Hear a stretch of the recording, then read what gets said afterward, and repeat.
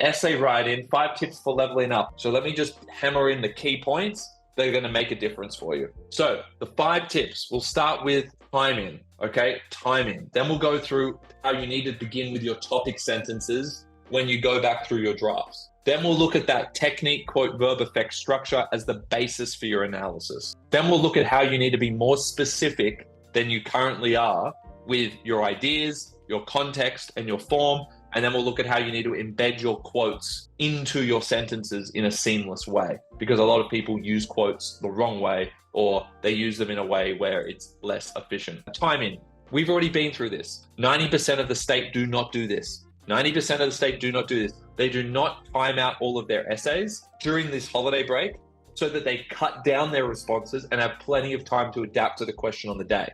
So we said we want to do the whole paper in order. We're doing everything in order. Here are the 5 sections that you're all going to be doing during trials and the final HSC, unless your trials have been altered for any reason. But you're going to have 5 sections. You're going to have 3 essays. Essay for common mod here, module A, module B, 3 essays. 60% of your final marks are essays. And then you're going to have module C at the very end, right? Do everything in order. Your essay should be 32 to 34 minutes in terms of the draft, which is done to a question, which is edited using feedback of others and your teachers and so forth. And then your module C should be under 30 minutes for whatever you draft there, so that you have time to spare, or rather you have reserved time in case these ones go over, in case your essays go over time. All right, that's the critical timing and strategy point. Why is there a difference in timing? Great question. Why is this one 34 minutes for Mod A? Module A is 34 minutes, particularly for English Advanced. If you are English Standard, aim for 32. Why is there a 32? Why would it be 34 for English Advanced? Because textual conversations is a comparative study with 2 texts, and that takes a lot more time generally to get all of the information and analysis in between 2 texts. Because it's more of a task, I would allow up to 2 more minutes. That's the only reason. If you're English Standard, it's 32, 32, 32. Why is Module C less than 30 minutes? It's because you can afford to have a shorter Module C than having a shorter essay. In case your essays go over on the day, if you have to cut down your Module C because you're running out of time, that will be less advantageous, less detrimental to your final mark than if you had run out of time on the essay. That's why you do Module C last. That's why you make Module C shorter in case your essays run over, because a shorter Module C can still get full marks. A shortened essay where you don't even finish it will not get full marks because you're missing critical points, like even a conclusion. That's the logic behind it. You can spend way less time on Module C, not because it's easier, because you don't need to have as long a response to get full marks. That is the only reason. Module C is not easier. I would still want to have 40 minutes for Module C, to be very clear here. I would still want to have 40 minutes. The reason why I'm saying make your drafts less than 30 minutes is because of worst case scenario planning. What is the worst case? You spend 45 minutes on each of these essays. You only get 40 minutes though, and you spent 45. Thank goodness you plan to do a shorter Module C that still has a lot of words. You can just do it in 30 minutes that you can still get done in time, because you plan for the worst case, and 90% of students do not do any of this strategy. They don't do the planning. That's why I'm saying to do less on Module C. Not because it's less important or easier, because you can afford to write less and get the same amount of marks. That's why. The second point you should all write down. I want you all to go back over your draft essays, and I want you to write out your topic sentences in order for every essay. So for essay, write down your topic sentences back to back underneath your current draft document, because you should have a draft essay document for every essay. Go and write your topic sentences back to back and make sure they move forward. Make sure you're not just discussing 3 separate themes. They need to have a progression. There needs to be a reason why your first topic sentence, your first idea comes first, okay? The best way to ensure you have that is to map each of your topic sentences to this kind of essay structure.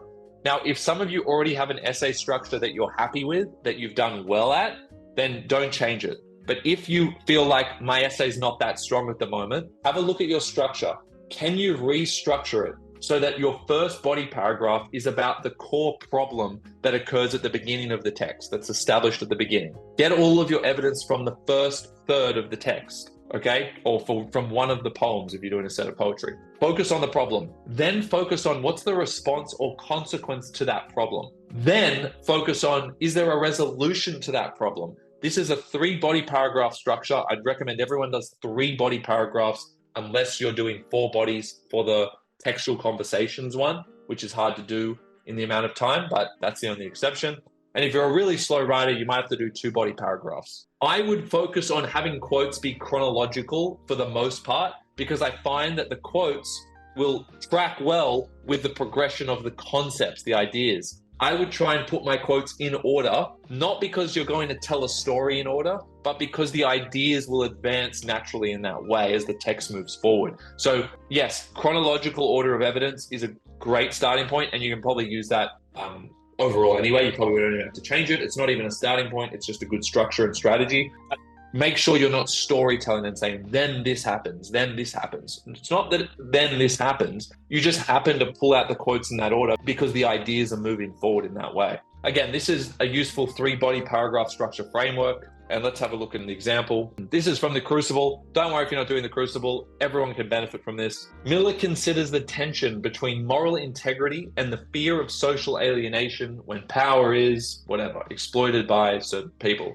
But the point is, Miller considers the tension between 2 things. It's establishing the problem in the first paragraph. So this is the first topic sentence, to be clear. This is the second topic sentence. This is the third topic sentence. You should write out all your topic sentences like this so you can see if you are truly moving forward with your argument. Notice how this one uses consequently to move forward directly from this one. As a result, consequently, this pursuit of power undermines justice by ... That's a second topic sentence. The final one, we're going to the resolution. Nonetheless, Miller suggests the potential. Oh, notice that sentence structure there. That looks familiar, doesn't it? Suggests the potential to maintain one's moral integrity by doing whatever. They are the 3 topic sentences here, and they clearly move from the start of the play to the end of the play. So that is how you can think about structuring your pieces. You can go back and get evidence from the first part, the middle part, and the end part, and put them in that order. Hey everyone, it's Jonny from Jettle, and if you want to check out state rank examples, band 6 analysis,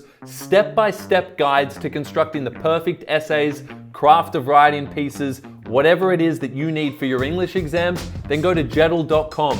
We've put everything in one place for you so that you don't need to look any further to get everything you need to succeed in your exams. And if you want to submit a draft and get expert marking, or you want to use our marking tools to get specific suggestions on how you can improve your essays, your creative writing pieces, anytime, anywhere, make sure you sign up to Jedi today. Okay, third thing, technique, quote, verb, effect, and related terms. So I want you all to go back over your analysis and make sure that you are being as concise as possible. And are you being analytical or are you storytelling? The best way to make sure you're being analytical and actually analyzing, not describing, is to start with the technique. So even if you want to go back through and rewrite your sentences of analysis for the purpose of figuring out whether you're truly analyzing, I would go and do this exercise of rewriting it out in this way. The technique in the quote reveals this. You can then add more layers of sophistication after, but start with that basic draft first, then add context, form, and worry about making it sound more sophisticated after. So I would use that structure as a starting point for all of your analysis within all of the essays. If you're going back and looking at your drafts and redrafting, or if you think like, I've got 3 sentences that are all about this one technique, see if you can do it all in one sentence. Force yourself to be more concise and get to the point. An example, the metaphor in He Was a Shell of Himself reveals the extent to which the protagonist's strength had depleted. Okay, so we're saying that the protagonist's strength had depleted. Why are we saying it had depleted? Because it says he was a shell of himself. So shell and depleted are the related terms, and that's what you need to have in your effects for all of your analysis, okay? So this is for all of your sentences of analysis below the topic sentence of all your body paragraphs. This applies to all of your essays.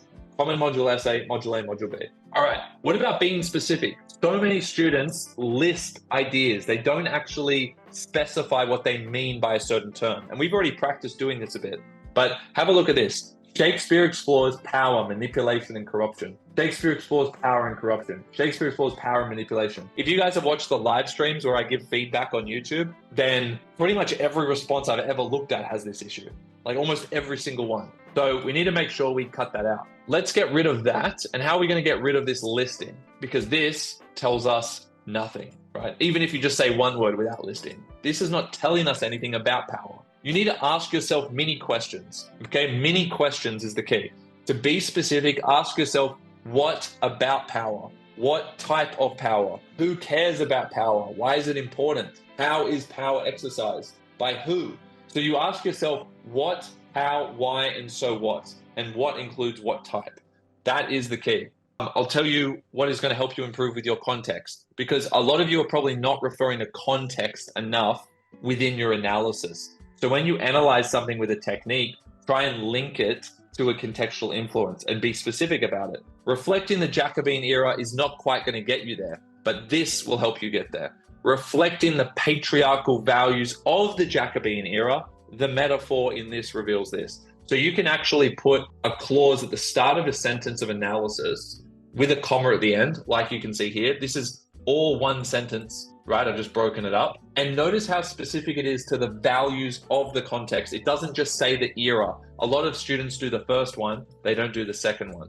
Okay, so when you do your analysis, try and put in specific values or specific elements of that context. At least one contextual influence per paragraph in all of your essays. Ideally two. At least one specific contextual reference like this, the patriarchal values, have that at least once in every paragraph, bare minimum, ideally two, ideally twice per paragraph, where you refer to that. That's going to help you stand out way above every other student who's not referring to context and they're just doing direct analysis. Same with form. When you refer to how the text has been put together, not just the small techniques, but the big techniques. I always say biggie smalls, right? Like the rapper, biggie small. So small techniques, specific techniques, metaphors, personification, all of that stuff. Big techniques, bigger techniques are like the fact that it's a play. It's got stage directions. There's a soliloquy. There's a monologue. There's character foils. It's a tragic play. Things that relate to the text as a whole. Genre, style, form. You want to have feature those twice per body paragraph in every essay. So 2 context, 2 form per paragraph per essay. There is your rule for a much more sophisticated response. Look at the difference between example 1 and example 2, by the way. Notice one of them actually says something about it being a play, because dramatic form is a play. Dramatic form is a play here. So if you studied a play, you'd call it the dramatic form. But notice here, this says facilitated by the visceral impact, because visceral means you feel it in your body. If you go and watch a play in person, you feel like you're there. So that's a unique thing to watching a play. So facilitated by the visceral impact of the dramatic form, then you go into your analysis. That also elevates the analysis, because now you're doing biggie smalls, you're doing macro techniques, micro techniques, and that's going to be more adaptable to different questions as well. Okay, so the rule is 2 references to context plus 2 references to form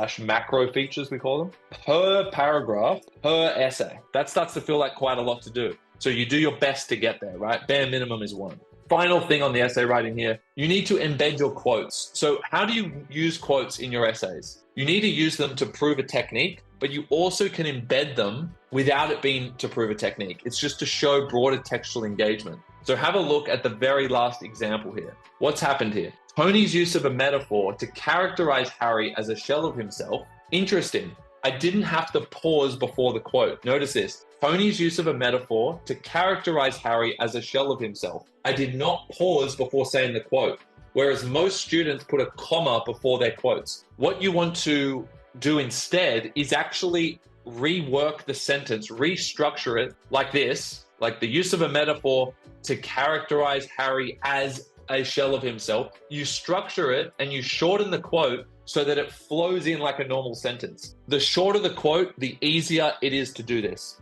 That's why I've said ASAP at the top. ASAP means as short as possible. Your quotes should be as short as possible. Get them done as soon as possible. So this is a much shorter quote than what a lot of students would use. Typically when students quote, they quote for like a whole line or 2. You actually don't want to do that. You want a much shorter quote, and you even want to break up your quotes into smaller pieces. Break up your quotes into smaller pieces so that you can embed it more in the sentence and it flows naturally.